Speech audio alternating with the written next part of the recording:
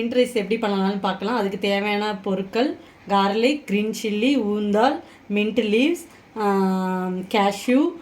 இப்போ நம்ம எப்படி மின்ட்டோட பேஸ்ட் எப்படி ரெடி பண்ணுறதுன்னு பார்க்கலாம். ஃபஸ்ட்டு நம்ம ஒரு கடாயில் நல்லெண்ணெய் ஊற்றிட்டு அதுக்கு ஊறுந்தால் ஃபஸ்ட்டு போட்டுட்டு ஊறுந்தால் கொஞ்சம் பொன்னிறமானதுக்கப்புறம் நம்ம க்ரீன் சில்லியை போட்டுட்டு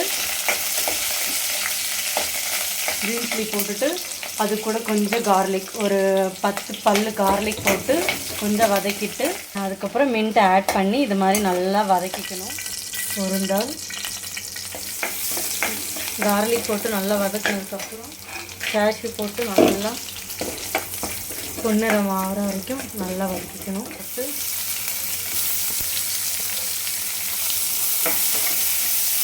தேவையான அளவு உப்பு, வதங்கினதுக்கப்புறம் மின்ட் பேஸ்ட்டை போட்டு நல்லா வதக்கணும்.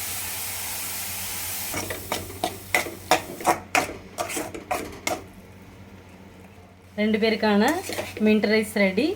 சுவையான மின்ட் ரைஸ், வாங்க சாப்பிட்லாம்.